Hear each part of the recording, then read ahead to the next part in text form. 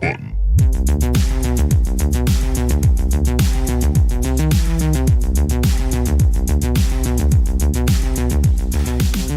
You know what sucks about Disenchantment besides everything? What? I didn't stick with it after the first couple episodes. I watched the entire second season they now have. There's a third one that just got announced. You excited? But here's what bothers me. Okay. The art is incredible. It looks good. The character designs are a little too... The character design is Groening-esque. Yeah, I like the look of, what's his name's character? Why can't I think of it? Eric Andre, Eric Andre, Lucy. Yes. Sorry, yeah. Now, and the... He looks out of place with the rest of the show, but the little guy's just wearing Bart's clothes. Bart, like what? It's incredibly well voice acted. Yeah, and Matt Berry's great. For the most part, the writing is good, except that it's the most unfunny thing I've ever watched in my life.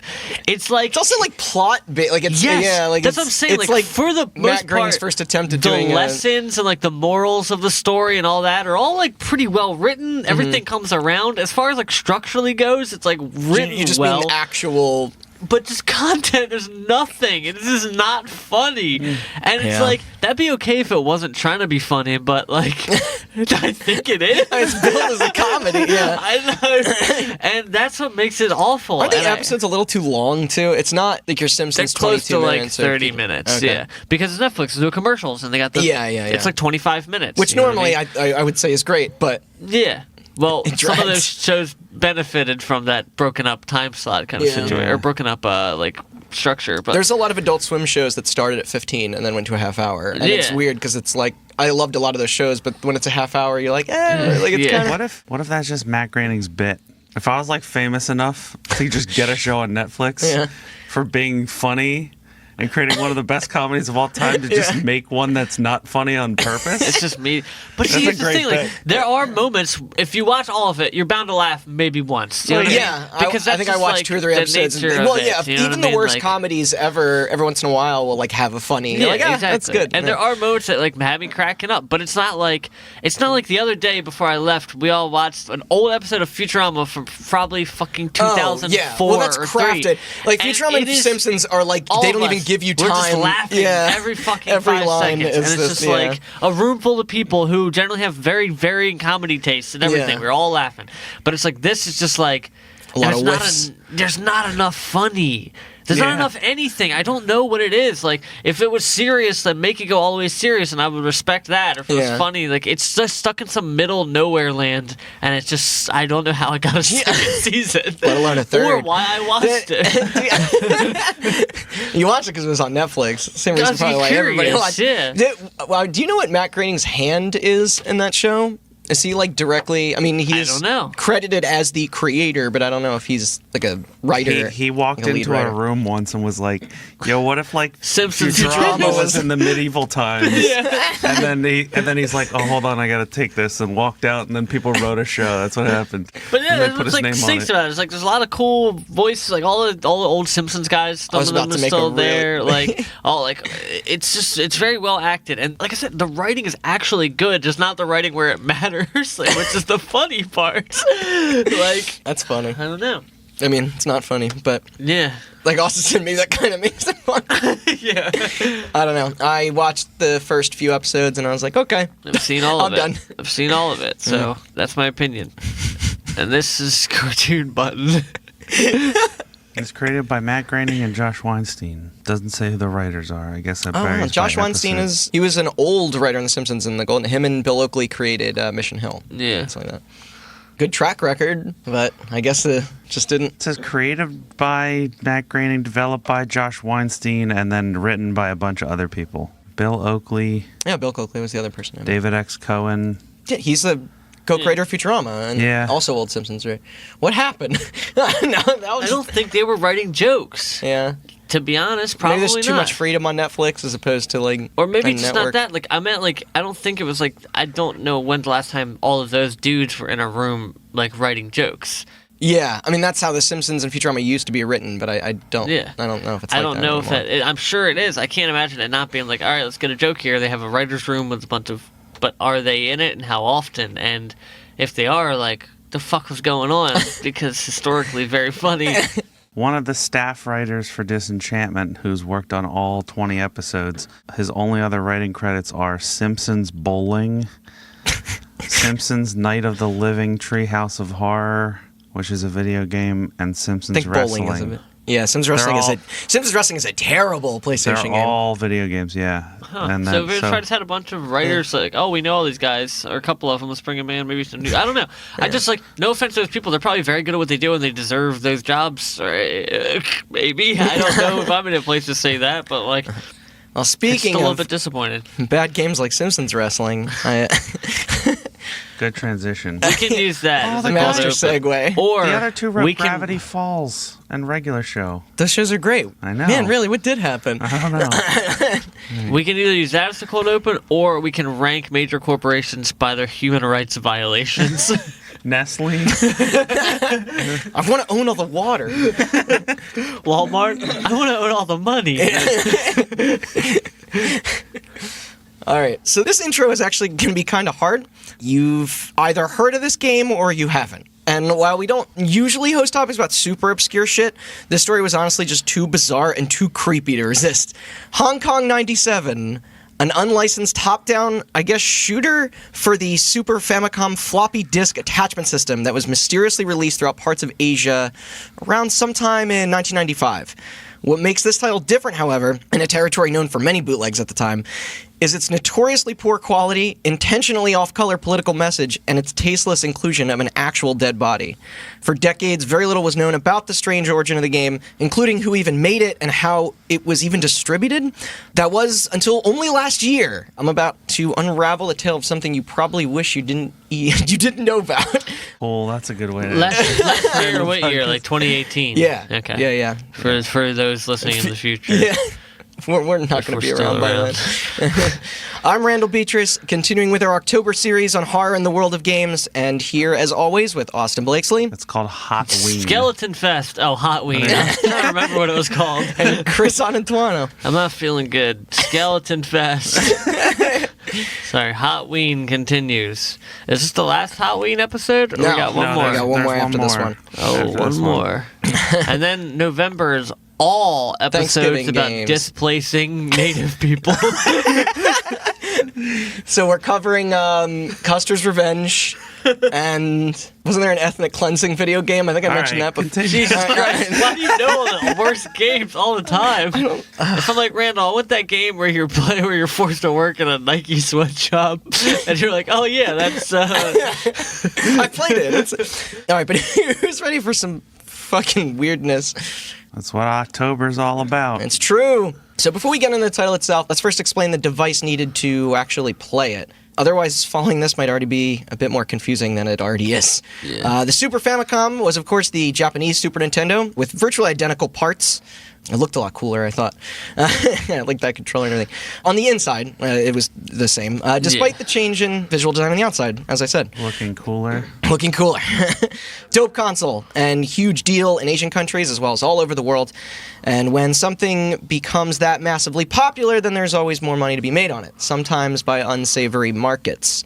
Now, while bootlegging wasn't exactly rampant here in America during the 16-bit era, possibly due to those Nintendo Atari lawsuits involving Tengen and, a generation before scaring everyone off, the same couldn't be really said about Japan and the countries neighboring it. Gaming was an expensive hobby, and the region wasn't particularly experiencing the same economic boom as we were back then. Yeah, and I also think that gaming, when it came to America, was like way more consumer culture immediately Totally, yes. than it was sort of this expensive, like electronics-based hobby. Yeah, you know what absolutely. I mean? It was more of a niche thing. We're super into ham radio. Well, here it was like video games were like toys back then. Like I don't think it was the same there. And not only that, but some territories like in China and Singapore and Taiwan and the Philippines, many of the options to experience the venture weren't even really available at all. But people still wanted to game.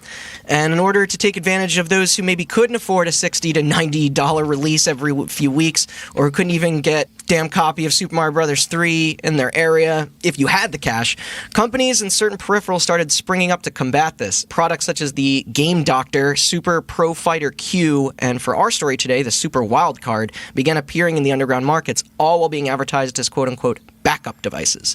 These attachments, when connected to your Super Famicom, it would kind of like lock in on top, would create a copy of whatever cartridge was plugged in. This way, titles could be easily distributed or even sold across communities that didn't want to bother with importing, or just as an alternative to going through the pricey legitimate venues to get new games. Genius. Yeah, if we can only still... Oh, wait, pirating. Never mind. It's kind of cool. I looked up what these things looked like, and it's bulky. It kind of looks like a Super Nintendo on top of a Super Nintendo, similar to like Genesis's like 32X kind of. Mm-hmm. But rentals were being copied, copies were being copied, and there was nothing Nintendo could do about it. It obviously violated copyrights, but catching the shit was tough back then, and the Big N didn't really have the jurisdiction in some of the areas where these things were most known to be used in. Yeah, until the future when Nintendo has an actual army. Can't wait for that The dystopia. Nintendo Army. Yeah. It's still a thing. It's called Advance Wars. There's They all like, look like that. pointing out, I know we've talked about No Clip a lot. Do you watch the cloth map thing?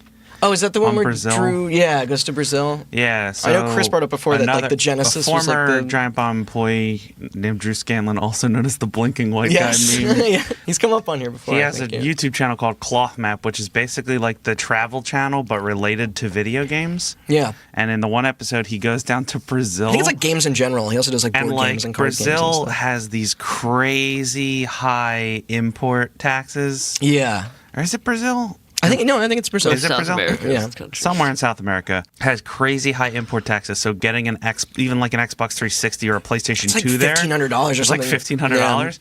But like before those taxes existed, they were able to get things like the Super Nintendo and the Genesis. Yeah. So there's like an entire market of people making homebrew versions of things like Guitar Yes. Hero that work on the Super Nintendo. It's Sometimes crazy. they'll pop up on those little mall kiosk things Yeah. too. But It's because they found ways to bootleg those systems in country, so it was a lot cheaper to Yeah, do it exactly. than Yeah. importing the other. But shit. it's actually cool that you brought up homebrewing, because that is kind of the base of our Mm-hmm. talk today. Like, it sounded like Dara was going to get more into piracy, but we're actually not talking about that this time. This is more about, making... people making their own games. Yeah. See, the Super Wildcard and Game Doctor devices that I mentioned earlier also doubled as development units and came complete with like a floppy disk drive, where anyone with the know-how could technically create their own ROMs to play on the console. Arguably pretty cool for those early years. Like, you could even rip it to the cartridge and, like, Or you could overwrite somebody have else's your own, cartridge. Yeah, yeah, probably.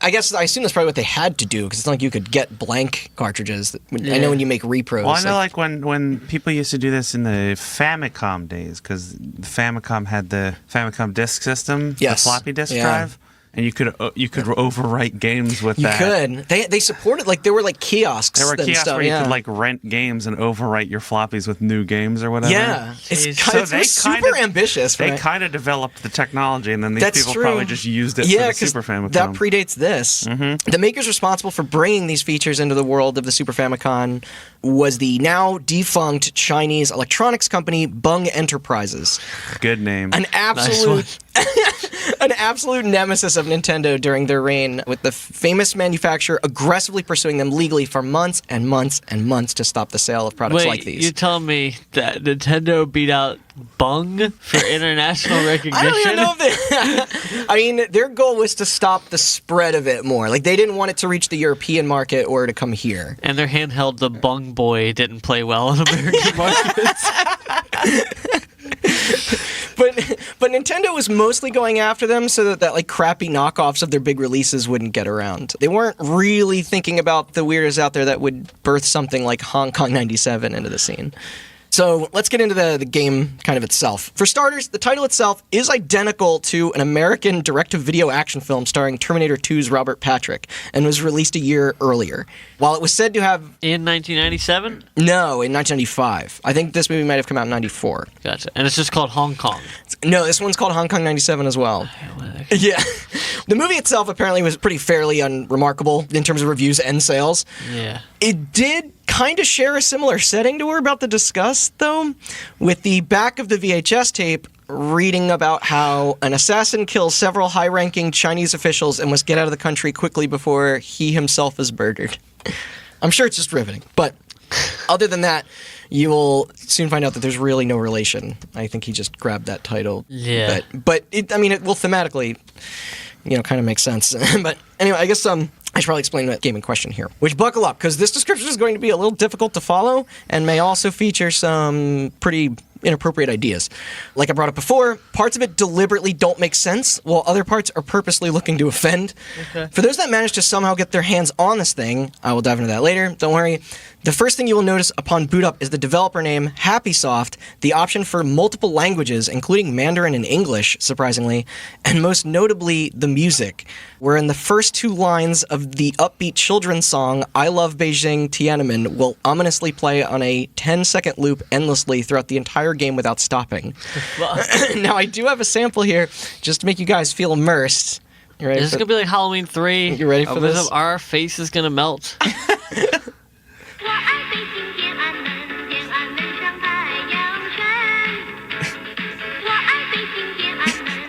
I can see the title screen on the video you and your phone.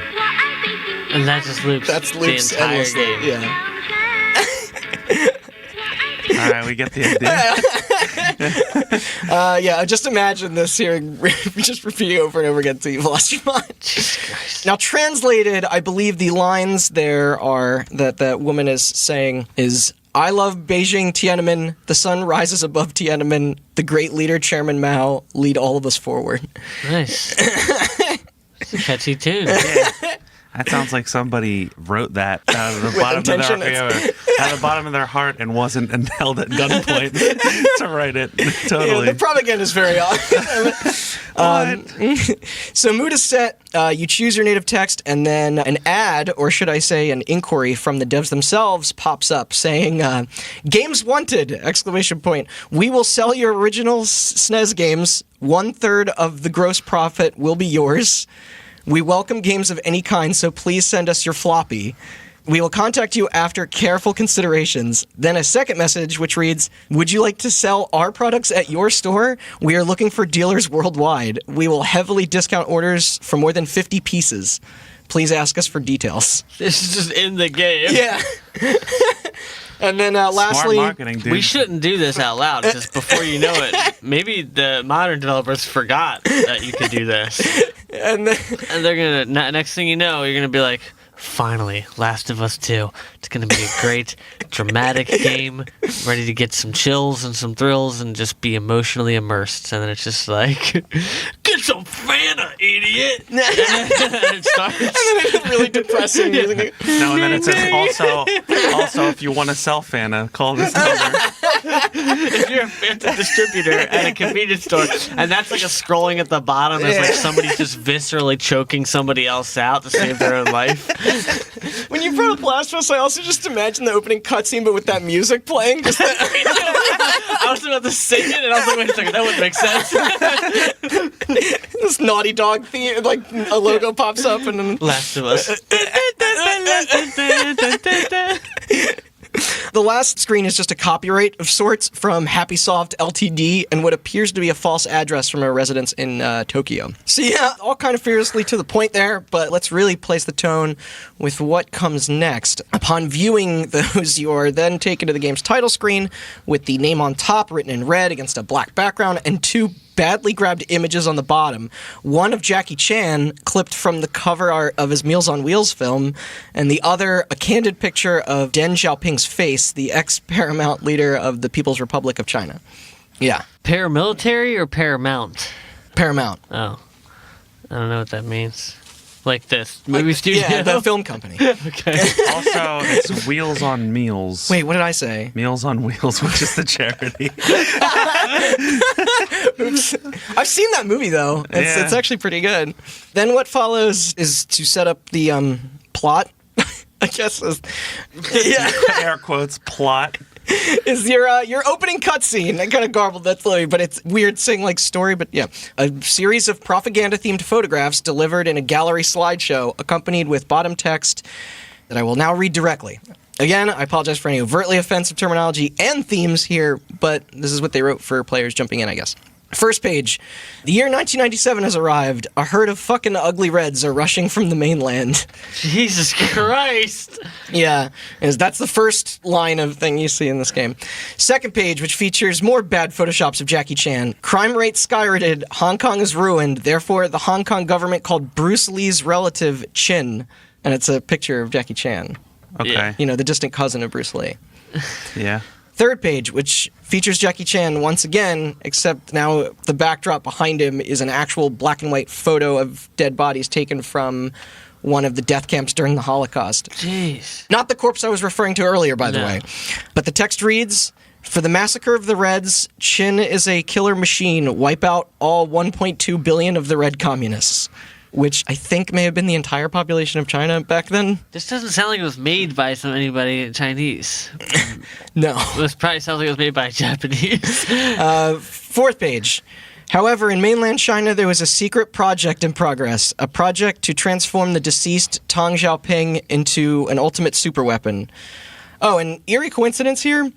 While Ping was still alive in 95 when the game was developed, he did in fact die in 1997 from a lung infection and Parkinson's disease, which is kind of crazy. Like the title foretold it, but he was also 92 and not exactly the beacon of health. So Yeah. not that unheard of, I suppose, but Just coincidence. because everything in this game, this is all taking place during the political handover. Right. From, yeah. So this game is called 1997, but it came out in 1995. I missed Yes. that part earlier. Yes. Okay. Yeah, sorry.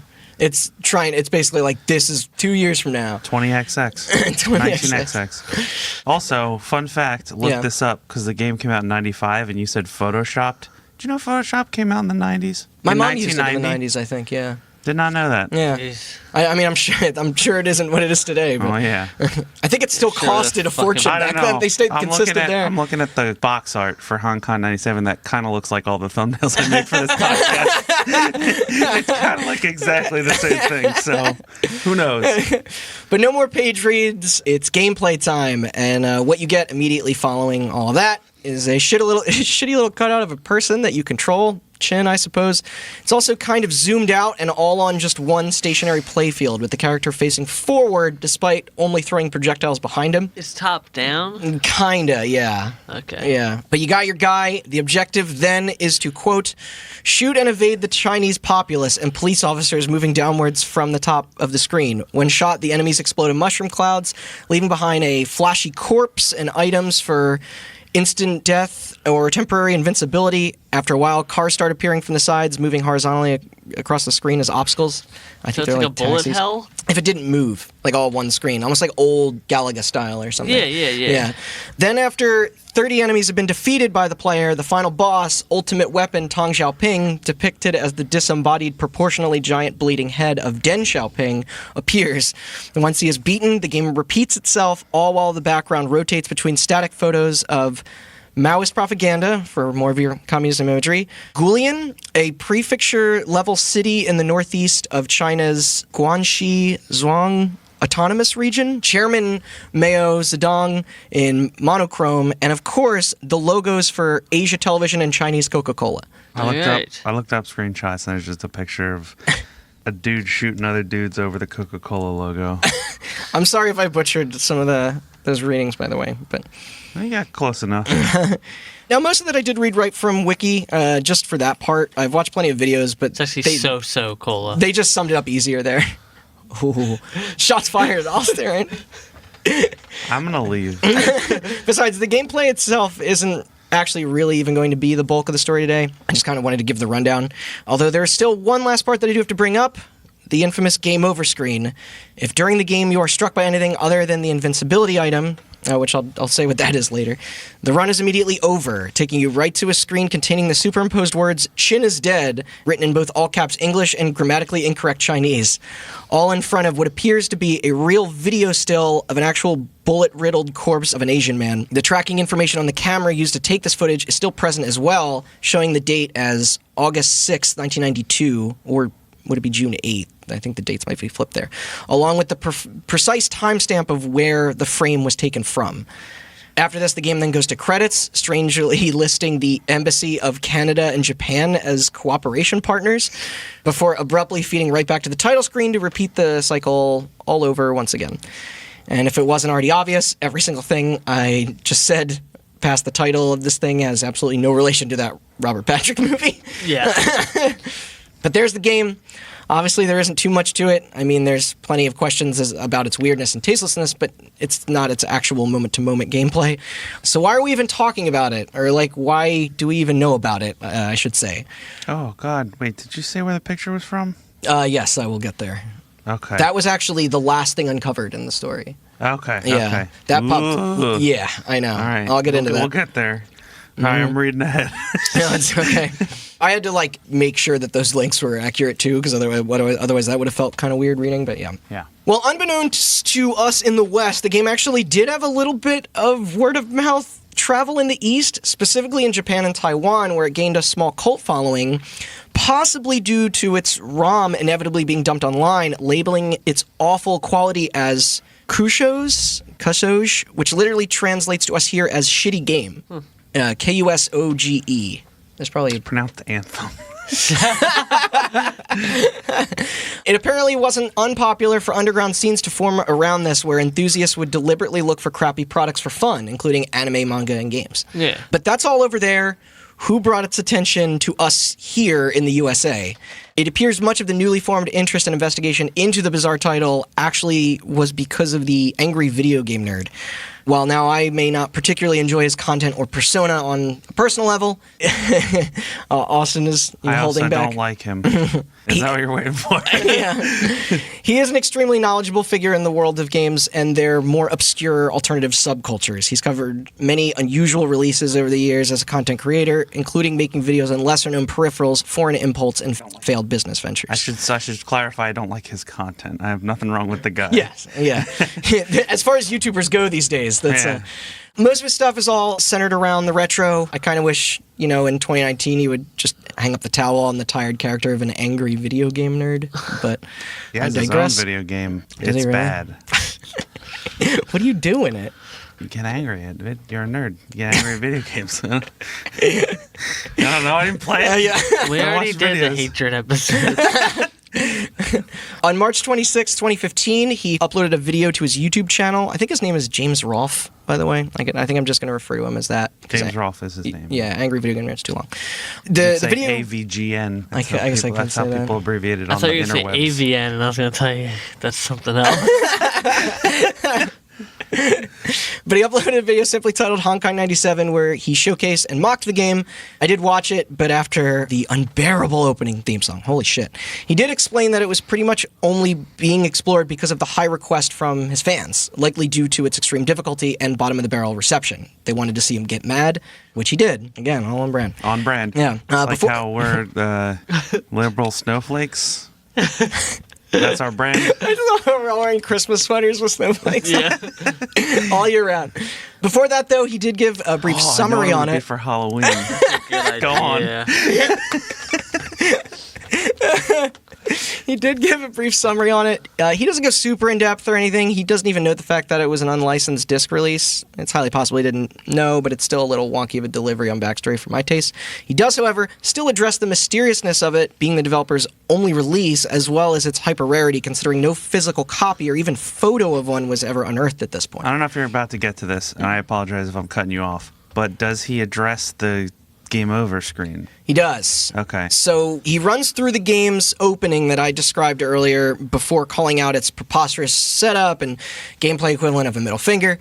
But he does point out that game over screen, hoping it wasn't real, which I was actually a little shocked to see that YouTube never... They let him show that? Yeah, they never attempted to flag the video, considering. He does have millions, yeah. But anyway, he does do a full playthrough, saying it can technically be beaten in a matter of 5 minutes in lieu of its toughness and endless status. Well, then, after going into the uncoincidental nature of the movie with the same name, along with the coincidental, albeit freaky, future prediction of both Xiaoping's death and Great Britain's return of their rule of Hong Kong after 99 years back to China, something the movie heavily featured as a plot point as well, both of which really did happen in 1997. He concludes the video with some jokes, calls it shit, then moves on with the next entry in his series being on a completely different subject as per usual. Except this was by far the most coverage Hong Kong 97 ever got, sitting at just under 7.8 million views. Not entirely unheard of for Rolfe, but crazy for exposure to something like this. Yeah. For many, this was the first time anyone heard of its release, and fuck, did the people want to know more. What company in the right mind would make this? How did they even do it? Why did they do it? Who the fuck did the corpse belong to, and was it real? The investigation was on for where this shitpost of a game came from. Yeah. And what did the people find? Not really much for a while. Those hunting around for more details in the communities on 4chan and our games and our creepy gaming weren't able to shed a lot of light for a good long time, mostly because there weren't many things to even go off of. Searching for Happysoft wasn't bringing up much. That address wasn't bringing up much, especially in 2015. Also, not to mention the language barrier between territories only made looking things up way more difficult, which I also had ran into. Many started to believe the game never really was even for sale or created back in 1995 to begin with, while others claimed to have seen it in the wild back in the day. Heavy rumors also began to spread, with some of the more outlandish, of course, being about the featured dead body. Researchers attempted to link the photo to reported deaths on the date pictured, one of which was said to be a documented suicide of a Polish Olympic boxer. Although considering the wounds, it probably would have made very little sense. You don't shoot yourself here when you kill yourself? Yeah, just you light up your chest. Yeah. Other posters brought up the serious and disturbing question of whether or not this person was ever found to begin with, and that it was potentially possible that the game's creator was responsible for it, a la snuff film. Oh, the creepy end. Yeah, and I mean, you never know. Maybe that was why they never came forward with their identity afterwards. Regardless, the people pressed on, and wouldn't you know it, some new evidence started to turn up. The first being a supposed actual advertisement for the fabled title itself. And it seemed genuine. This was a crazy discovery when you think that the only information we had before this was through data on the ROM file. Yeah. But yeah, this was shared on Reddit on the Arson Massacre page and eventually fully translated from Japanese to English in 2017, about 2 years after our Angry Video Game Nerd video. Cinemassacre is the company that Angry Video Game Nerd owns. Okay. Should clarify. Is it like that. a parent channel company? Yeah, for... so he started out, I believe, doing movie stuff, and his Was channel he angry? his channel was called Cinemassacre. Oh, okay. That makes sense as to why his fans would congregate here to Yeah. But this post revealed quite some shit. Our first major highlight here does kind of explain its supreme rarity. According to the ad, the game appeared to have been mail order only and priced at 3,000 yen, or about $30 US, shipping included. It makes sense when you think about it as to why this would have never surfaced in a store, like ever been carried in one. Then second, it pushes the angle again of an exchange service for pirated SNES cartridges, just like the message in the beginning of the game's boot up. It even mentions the Super Wildcard system.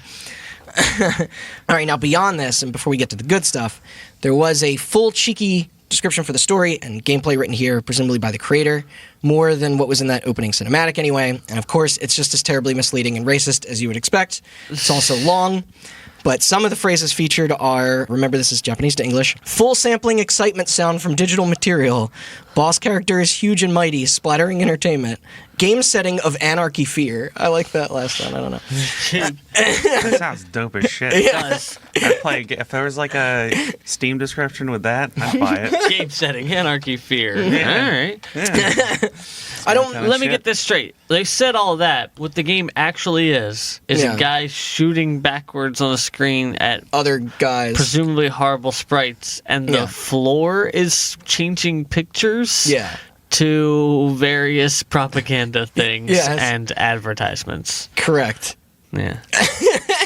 I don't want to read. Anarchy. I don't want to read too much past that. There's a bit of calling Chinese people dirty in there that I'm not comfortable with.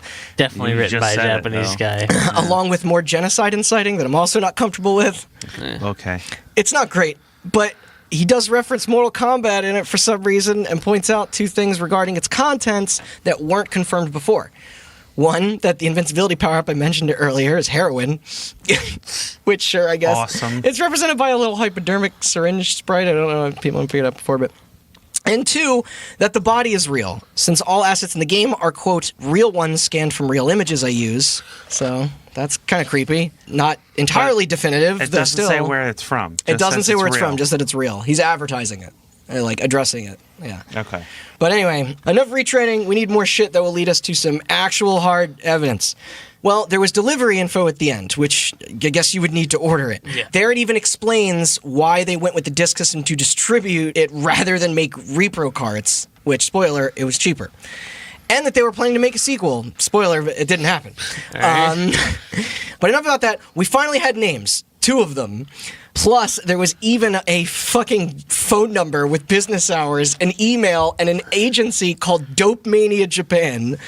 Awesome. That is Happy awesome. Soft Dope Mania. This guy's got company names on lock. I'll tell you what. There was suddenly Maybe if it was Dope Mania instead of Bung or whatever versus Bung Nintendo. Enterprises. The Dope Mania Switch. I'd buy that. Would you buy a Dope Mania Switch Lite? No. Still no. There was suddenly so much more to carry this deep dive forward. Now, obviously, most of these personal details in relation to companies are likely not in service anymore, which is fine because the identities themselves are the big one. One name listed is David Chen, who is credited as a programmer. Only problem is that is pretty much the equivalent of a John Smith or Jane Doe here. It's unfortunately not much of a lead as the person clearly wanted to stay anonymous. The second name, though, was much more unusual. It was Kowloon. And not only were they the mystical director of this piece, but that alias is much easier to look up. A few searches later turned up an Instagram, a Facebook page, and most importantly, an article written for an erotica magazine called Cream, where he talks about the game under the name Kowloon Kurosawa. Kurosawa, his actual last name. With his Director? Yeah. With his first... What? No, not that. Kurosawa? He directed the game, but not... With his first name being Yoshihisa, or I guess Yoshi for short, being found shortly after. That's a dinosaur, dude. I'm disappointed none of you guys laughed. Person's name, you idiot. I'm disappointed that none of you guys laughed at the magazine being called Cream. You didn't hear me sigh audibly? Yeah, you said it was an adult magazine, right? Yeah. All right, all that scans. What, 2 on the nose? It wasn't... Yeah. No, 2 on the Nose is a different adult magazine. But we had a name, we had means of contact. It really didn't take long for people to bombard his social media pages with questions surrounding the game. Did anybody try to call the number? Yeah, And then it didn't work? didn't work. You remember the Giant Bomb episode where they were playing old games? Yeah, and they called They called the number, and it was the developer's home phone number, and Still he in service. still lived there, And he was answered it. And he answered it. He was like the nicest he was old the guy nicest in the guy, world. yeah, and he like answered some of their questions about the game, and then they ended it with being like, "Please don't call him. He's enjoying his retirement." Like, But yeah, he either wasn't active on them anymore, these pages, ignoring them for a fact, or just annoyed as all fuck and was simply just trying to hide. Either way, nobody was getting the answers they wanted, especially about the body. So they hit him up. They found out who he was. They found his like Instagram Just and Facebook from and stuff. one name. Well, they found Kowloon, which was like His handle? His handle, and then when they found the Oh, porno, okay. the article that it listed his alias, then his last name, then they found did him. more searches, and he found talks his about first the name. game in the magazine. Yeah, he was basically doing it like a fluff piece for like buy this. Fluff piece, nice. Another adult magazine. These write themselves. At one point during this phase, some of those hunters even brought up the idea of getting the police involved on suspicions of his involvement in a snuff film. You'd hide too if that was true. But then something happened. In February of 2018, a post from someone under the name Shimmaster C uploaded a photo of the supposed floppy disk game in question and its instruction manual, along with the caption, "I have a real copy of Hong Kong 97, no joke." Some folks started leaving comments, were like, "No way," while others mostly just made jokes or called bullshit. It looked real, but there wasn't a lot to really base that off of. It was kind of like the Nintendo PlaySpace Station at first. Anybody could make a mock-up. Not only that, their eagerness for internet fame and Reddit karma was also pretty apparent. The post showed up in Our Gaming, Our Creepy Gaming, Our Game Collecting, Our Nintendo, even other stranger boards dedicated to Japanese and Chinese culture. He wrote that it was the only copy in existence, and users started all scanning eBay with no results, so people didn't really know what to make of it, although they did want to see more. If this person could film themselves actually running the thing, then boom, you'd be vindicated forever, and have an ultimate piece of stupid and fucked up gaming history. I'd be jealous. Remember when I almost bought a box copy of Hatred? I didn't do it, but I thought about it. Yeah, I remember that.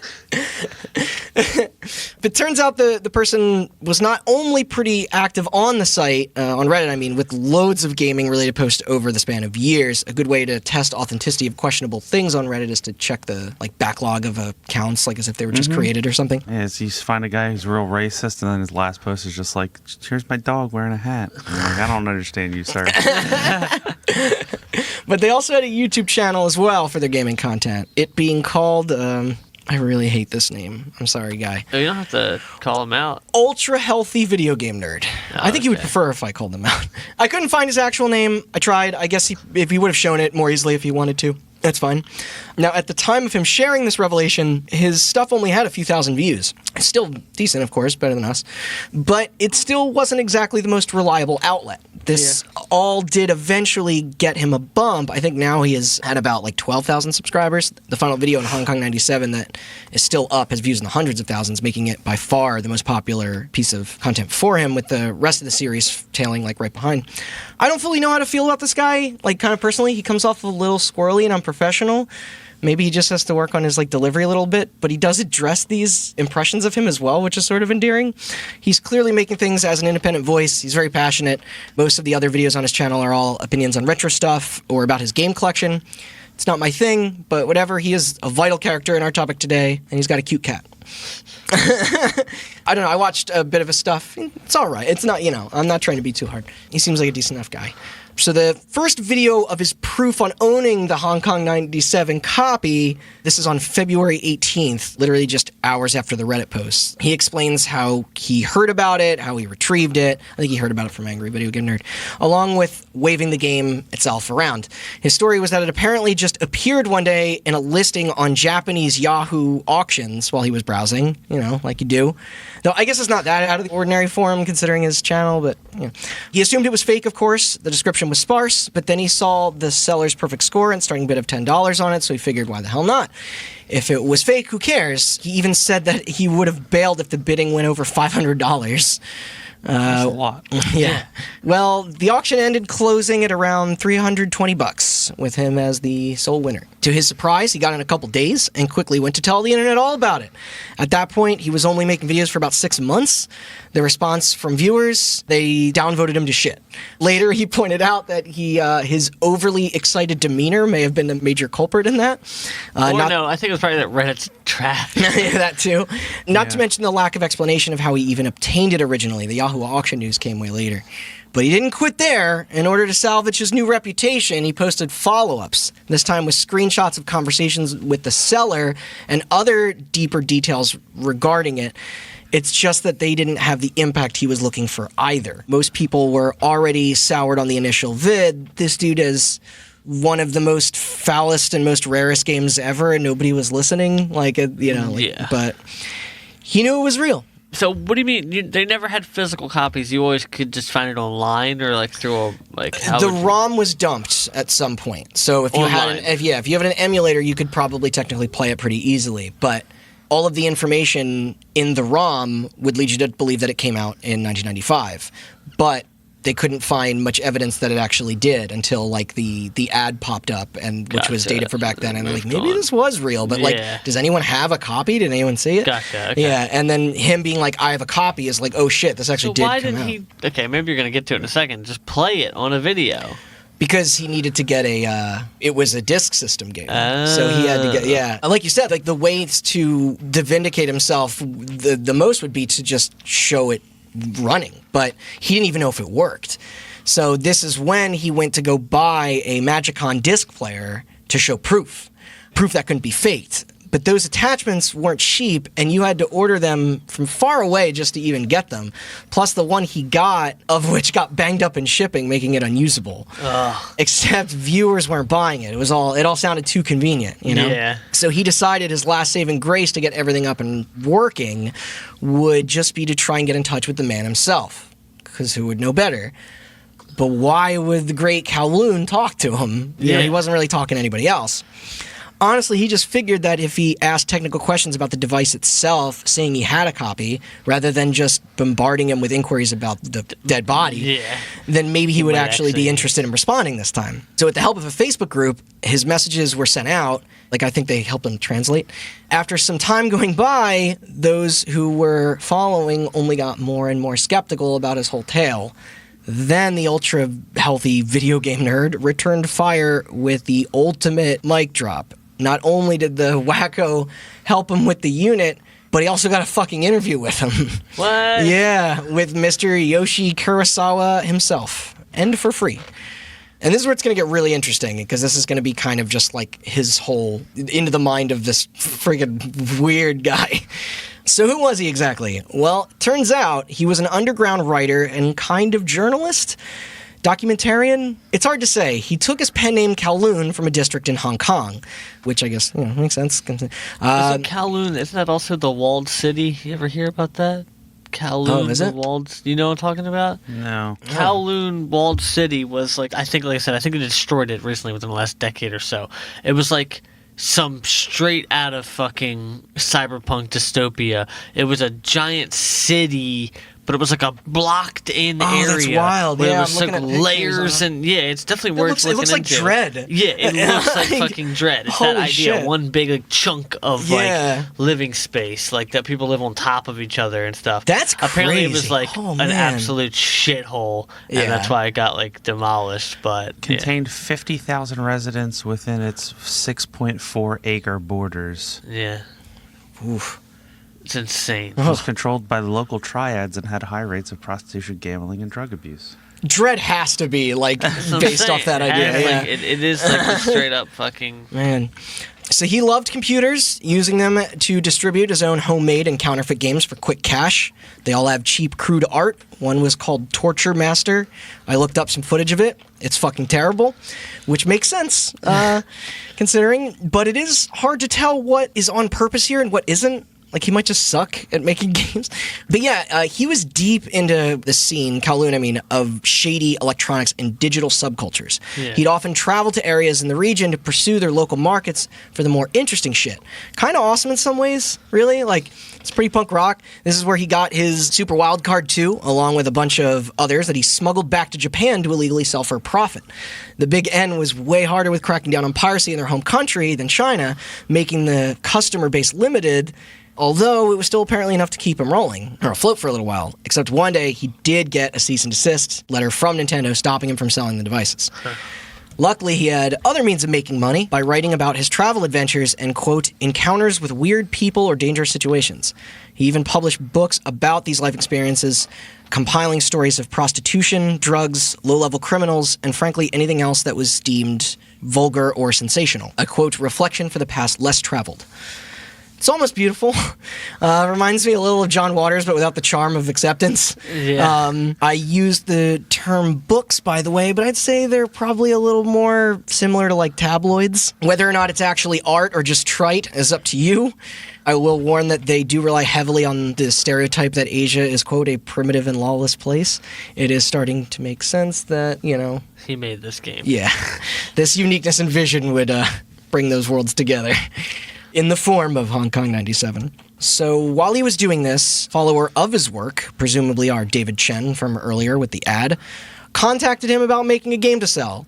And he was no random fan either. Apparently, he had already been closely involved on some major projects prior, including releases for Square and Enix. Which would explain some of the anonymity. But also because of this resume, Kurosawa accepted. Yeah. Seemed harmless enough in any way, right? Like someone who did work for two of the biggest game developers in Japan actually, at the time. I read that's because they saw that he worked for both of them. They said, those names sound good together. Yeah. let's put them together. I'm just kidding. That's not why they did it. They did it for money. Yeah. Oh, yes. Corporate takeover. But they quickly became friends. Kurosawa would come up with the idea for it and handle all the art and writing for the game, while our mystery programmer would program. Kowloon could barely program his way out of a computer, let alone a Super Nintendo, a console they chose since it was the biggest in the territory at the time. Anyway, it didn't take long for him to finalize his pitch, which I will now read. Make the foulest, most offensive game the world has ever seen. Ignore copyright laws, ethics, and expectations for game design. Sort of like post-Solar hatred before they were even conceived, right? Good to know these concepts have existed for forever or whatever. Mm-hmm. Yeah. Yeah, and it always works out. Yeah. They're millionaires. So yeah, not going to read that plot, the plot of this again, but this is where that was thought up. And he then grabbed images of real people without their permission, obviously, along with the dead body, which was... Wait, he didn't get Jackie Chan's permission? Yeah, wait, you told me this whole time Jackie Chan wasn't signed That was on illegal? to this? Is that what you're trying to tell me? It's not Jackie Chan, it's Bruce Lee's cousin Chin. Guy's not listening to anything I'm saying. No, yeah, it was Jackie Chan from Meals on Wheels or whatever. Imagine Jackie Chan working for Meals on Wheels, though. He'd be real good at delivering the food. He would be. Yeah, he would like jump through a little window or something. But this is where the corpse came from, which was intentional to shock. He said he did all of this, by the way, getting all these things put together in 3 hours, converting the pictures all into raw data from things that were just lying around his place. Unfortunately, this... Oh, and he just take that body, take a picture of that. Jackie Chan, take a picture of that. Coca-Cola, Mao Zedong. Unfortunately, this still didn't help much in speculating the concern over the actual identity of the bullet-filled corpse featured, but it did at least answer the question of how the Company of Two came in possession of it. Turns out the frame is from a Japanese Mondo film, or exploitation documentary, called New Death File 3, published by adult film company V&R Planning. It's supposedly comparable to the Faces of Death or Traces of Death films that we have over here, which... Yeah. Sidebar, There's some awful fucking stuff. hate that shit. Oh, yeah. I know footage like what's featured in those are now just on the internet for distribution rather than being passed around with tapes for profit. But if you're into that stuff for like the sole purpose of just entertainment, Yeah. I think you legitimately have something wrong with you Yeah. and should seek help. Well, yeah. Like most are obtained without the permission of relatives. It's pretty fucking gross. Yeah, now you just go to Live Leak, watch whatever Yeah. you want. It took Reddit way too goddamn long to take down our Watch People Die Yeah. like this. Fun fact, it says here on Wikipedia that this New Death File 3 is available on LiveLeak. Told you. Fun I fact. guess you did, didn't you? So the degenerate sicko Not do that I do don't. that. I'm just familiar with what the I know, website no, does. yeah. You remember? And I always watch them. You remember every day at Rotten.com lunch. back in the day? No. Yeah. I was on porn websites. Well, I wasn't looking at weird Oh, shit. me too. But then they were like, "Here's a site where you can watch like helicopter footage of the war in Afghanistan." I'm like, nah. No, that was CNN. That was Fox News. yeah. Take that, That was the media. But they edited out all the good parts. Yeah. Gross. I'm playing a role, obviously, in it. But but anyway, they had all Played a their, lot of roles lately. Kurosawa obtained the body image from the VHS by pausing it and photographing his TV screen. I guess that's why it had the, Scanlines. yeah. He says he doesn't even know where the copy of the lo-fi death file tape is anymore, although community users dug up and found out that the unidentified man in the picture is of a civilian who was killed in 1992 during the Bosnian War, a conflict that took place in Bosnia and Herzegovina between 92 and 95. Nice. And as Austin said, apparently you can find a Portuguese dub of the footage on LiveLeak, so Did he if you say still want to Portuguese? confirm it for yourself. What? They speak Portuguese in, where's it right? Taiwan. Taiwan. Yeah, right. So if you want to, confirm it for yourself, it's there. I won't be, but... You won't be. Like what? Like in the live message board below the video? I just won't be confirming for myself. Yeah. All right, anyway, back to the fun stuff. The song was ripped off of a Laserdisc, which he had, which I think is great. Like, not much of a conundrum where the Jackie Chan cutouts came from. The last thing, though, was shockingly the decision to have it all be translated in multiple languages. A very uncommon practice for games of the era, but definitely helped later lead the title into recognition. He found a friend for the English option, although he had to hire a foreign exchange student for the Chinese sub. So pieces were all there. He sent everything over to the programmer to bake the pie, which clearly couldn't have taken long or been too difficult. But game is done. It sucks shit, just like they wanted. It was never really a deep business endeavor. However, it was still the opportunity to bring in a couple bucks like they were hoping. Maybe those who dared to throw down for it would get pissed off afterwards too, which would be a real bonus to the goal, according to Kowloon, to make the worst game ever. There's no time to waste in getting this thing to market. The completed file was sent back to Kurosawa. He quickly made some copies and whipped up an ad in the form of a postcard with, quote, just as little care as the rest of the game was given. Again, cutting and pasting more things from around his home. He then wrote an article for a local gaming magazine dedicated to pirating and homebrewing called Game Labo. That would hopefully... The Nintendo Labo? Yeah. You can make a magazine with that thing? Which would hopefully make potential buyers curious or just aware of the product. It sounds to me like this guy was just like the American equivalent of like a get rich doing anything. Yeah. Like the dude from they're like the guys from Wolf of Trailer Wall Street. Park Boys. Oh, yeah. No. Like those kind of people, but the Japanese version. It's like, fuck it, I like video games. I can make a video game. Fuck it, we'll just make it mean. Throw a bunch of shit together real quick and send it over. At least he didn't actually kill somebody. It's like our sound guy, Jason, showed me a show. Have you ever seen People Just Do Nothing? People yeah. Just Do Nothing? Corrupt FM. I love that show. Corrupt It is like that. It's like the guy who runs the convenience store or whatever. The first episode, he's like, yeah, I bought 3,000 boxes of this because it was just peanut dust. It was just the dust from peanuts. Because you know how the dust from peanuts is the best part? Yeah. That's the whole bit. It's so good. I'm on board. Yeah, that show's incredible. I think it's actually on Netflix. Yeah. That's funny. It's definitely worth watching. For those that did want to pull the trigger... DJ Beats. That's his name. DJ Beats. For those that did want to pull the trigger for whatever reason, you had to get a money order from your post office and then mail it to that P.O. box the creators were renting. It is the same defunct address in the insert and on-screen in the game itself. According to the interview, the asking price was around 2,000 to 2,500 yen, or $20 to $25, which is... bad. Well, it is, but also the ad said it was 30, so... I don't know if he's misremembering or these sold for different prices. But remember, illegal game plus illegal device, this method was pretty much all Kurosawa had to reach like an audience, or his audience. The people were reading his tabloids anyway. Not only that, but the game was being sold on a Famicom disc. Most of the owners of the peripheral needed to even play it were already stealing legitimately good games to play for free anyway. There wasn't a lot of interest in that demographic to take the risk to buy titles, let alone this one. Yeah. Because of this, order numbers for this thing weren't exactly looking like good out the gate. So quiz time, because I love doing this on episodes that, where this comes up. But how many copies do you guys think Hong Kong 97 sold? 97. 13.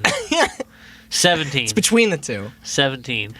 Well, when asked, Kurosawa recounts that it was around 30 copies. 30. He had already printed a few more discs along with hundreds of inserts, but once he saw that this thing wasn't going to fast pass him to becoming a millionaire, he scrapped them all. Yeah. So was the one that the kid had real then? We'll get to that. All right. So you can call it a commercial failure, although was this ever really meant to be a hit in all seriousness to begin with? It sounds like it. It sounds like he wanted to be rich. I mean, to be honest... With little to no effort. That's why I'm saying he sounds like one of those fucking English or Canadian television characters. This game wasn't really much of anything, which deservingly so. And it's odd to think the Kowloon man himself would even have expected anything more. It pretty much would have just faded into obscurity if it wasn't for emulators and the rise of the modern internet. Hell, you can technically go play Hong Kong 97 right now. I play it on my phone. I recommend it about as much as Hatred, maybe even less so. I mean, I played that. Might as well play this. Yeah. One last thing that I do find really fascinating, though, is to this day, we still don't know who uploaded the first ROM online. No one who worked on it took credit for that, and with so little copies out there, it's crazy to believe that this thing made its way through. At least getting the data off a floppy disk was probably easier than the alternatives. He didn't do it? He said he didn't do it. Other than them to thank, we technically have the Angry Video Game Nerd along with a bunch of Japanese retro enthusiasts for shining the spotlight on such a weird, stupid, unknown thing. The one video alone made it so that a few hundred or thousand people aware of it suddenly exploded into millions overnight. Right. Similar to Polybius, though, the game was something of a myth for quite some time. The company Happysoft seemingly never really existed, just like Sinuslursion. There were no records of a launch or solid evidence of anyone finding and selling it until now, and that if you were even prepared to look for it, very little information was available in English, where the demand to solve the mystery was most high. It took heavy sleuthing just to get in touch with its creator, a creator who didn't want to be bothered. He lives in Cambodia now, still traveling to seedy places to write sensational stories about the, quote, dregs of society. He's seemingly, like, he honestly kind of forgot about his magnum opus, as some would call it, and never in a million years would have humored the thought of it getting a following or having people like us talk about it right now in 2019. Yeah. Even when he saw attempts to contact him, it was overwhelming, with most of them not passing well through translation. Or fuck, there was still the whole matter of the game not being passed around legally or mainly, you know. Nintendo was still around protecting the brand of the Super NES quite hard. Like, publishing the photo of the corpse alone could have got him in a whole lot of trouble, too. Yeah. I mean, as well it should, I suppose. But that's the end, really. The Healthy Nerds video ends with him successfully booting up and playing the game, cutely bobbling along to its music loop. Kurosawa even responded directly to the upload, confirming its authenticity. I think, like, I left comments, like, and then people linked that back to, like, his fake, because everything's, you know, all connected. But our YouTuber thanked him one last time, while also commenting on the politeness of their meetup before the creator quickly faded back away into the underground. Although, according to both our main characters today, it was said that him and his anonymous programmer buddy also years later went on to help develop Minisuke Police for the PlayStation 2. A Japanese-only beat-em-up from Daft and D3 Publishing. I think D3 Publishing used... don't they do the... EDF. EDF games, yeah. It retailed cheaper than most PS2 games at the time and was about lady cops in miniskirts that fought crime or something. I don't know. But hey, at least that release was official. Yeah. You know, it got the thumbs up from Sony. Right. So I think this all closes the book on Hong Kong 97 pretty definitively. And while we may not ever know who the poor individual was in the game over screen, pretty much everything else about it is now out there and has been answered. The rest is just how you interpret what the fuck this thing actually was. A bizarre attempt at black humor. Yeah. Prank vehicle for troll entertainment. I think I'm on it. I think what I said is right. Yeah, it's pretty good. Like, I read this let's before. Make a couple money. Let's make a couple money. But it's barely even a game. There's something kind of punk about it. I don't know, I guess. Either way, I think it's one of the most intriguing stories out there in the world of off-the-path video games. Yeah, it's very weird. Yeah, it's very weird. So I'm, you know, not as mysterious when you know everything, but I like that we know everything. Yeah, so this is interesting because we started doing this podcast last year. Over a year ago is when we started doing like initial research and like ballparking ideas and stuff. Yeah. And Hong Kong 97 was, at that point, none of this was answered. Yeah. And I was one of those people who was like frequenting those I remember this pages and boards. Yeah. This topic being on our first list of topics to cover. Yeah, and at that point, that was before there was an answer for interview. Anything. Yeah. It was before the interview, and it was also before they knew, you know, where the body came from. It was before this person had a video of it running. So by that point it was maybe a little bit more mysterious, but I like that there's no ambiguity in this anymore. Yeah. But it is like weird because I like weird creepy stuff and I love video games, so it makes sense that would cross over. Like, I didn't hear about the game in 2015 when Angry Video Game Nerd covered it because I don't watch his videos, but I did hear about it through those communities later when everybody was doing all the investigating and all the sleuthing, and that was kind of fun. I never got involved in it, but I did like check every few days to see like if anybody found anything new. Yeah. But then I sort of fell off of the story after a while, after it seemed like there were dead ends and I wasn't getting resolved or answered. And then like I, you know, popped back in when we were going through our scripts for stuff for October, and then realized like, holy shit, this actually like had closure. Like, yeah. But yeah, that's it for today. That's cool. Going on with our Halloween stories. I don't know, like, it's not like it's mysterious. It's mysterious. I think it fits with the theme. Next week's one is going to be, I think, a little more. There are a lot of parallels to Polybius. I mean, you brought that up. But if you haven't listened, the month of October we've been doing Halloween. Yes. Yeah. Halloween. Scream button. Scream button. Spooky stories in the world of video games. They were definitely both like full-fledged, like there's uncovering. If you haven't listened to it, go back and listen to our Polybius episode, which will be out before this one. I love researching these topics, but it is so much harder than because it's Stop picking. Yeah, do it like me and pick a spooky story that took place in America, wherever all the information is in English. Yeah, that's true. So I'm not going to spoil the Polybius one, but it is interesting how different both of the endings are. But hell yeah. Yeah. It makes But you they are think both urban about, legends. Maybe Polybius was just some guy who's drunk and high somewhere, forgetting about that he made it. I know. It was so funny because when I first heard of this game, I thought it was like the creepiest thing ever, and then you kind of flip my worldview upside down when you're like, it's probably just these dumb idiots.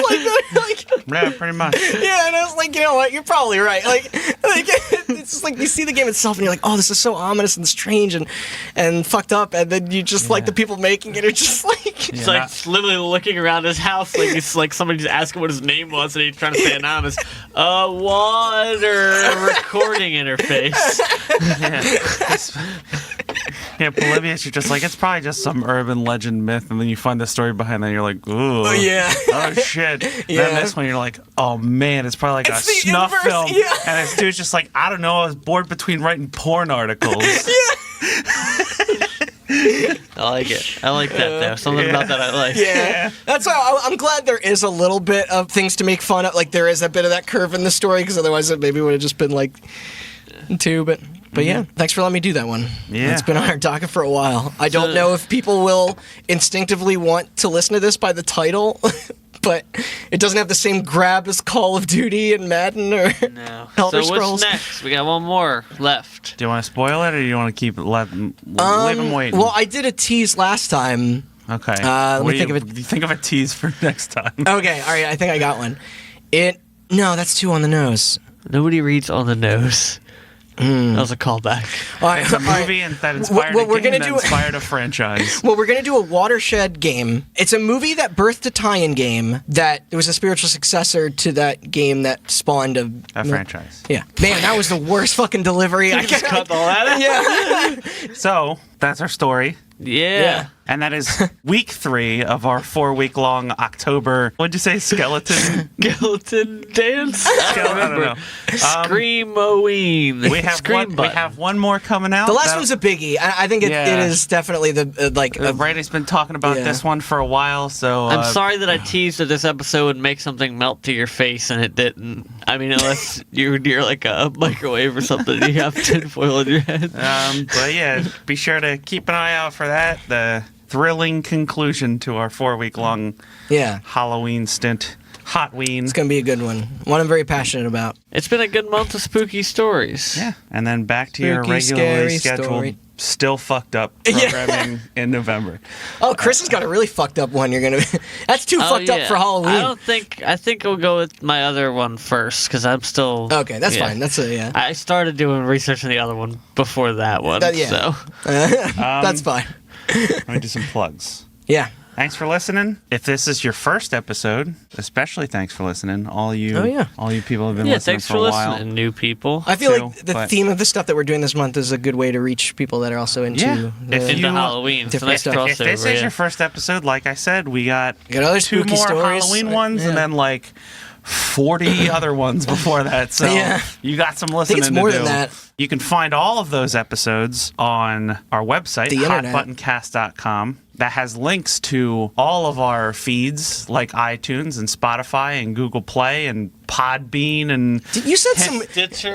Stitch. When I You guys googled on it, said up on some weird ones last iHeartRadio time. and- iHeartRadio, Himalaya. Himalaya. We're on iHeartRadio. Wait, Yeah. I still It don't just know automatically Himalaya. pulls Oh, through. okay. There's like a billion podcast apps, and they all just pull from iTunes. So Yeah. Oh, okay. As long as you put your RSS feed there. yeah, as long as you put it on iTunes, you're good. Podcasting tips Yeah. for We everybody on else. SoundCloud yet? No, you can only have a couple episodes at a time on SoundCloud. Really? And I think originally the plan was to put the most recent two on there. We do have a SoundCloud because it's Our song's on it, isn't It's it? limited by the amount of time. Yeah. Yeah. And so Jason has been uploading all the clips that we promote with on our SoundCloud. Oh, what a guy. Yeah. So Good luck getting a clip out of this one. yeah. Oh, yeah. You can also follow our website through to our social media to hear those clips and see my stupid Photoshops and find out what episodes we're doing next. Did you make the cover for Hunk?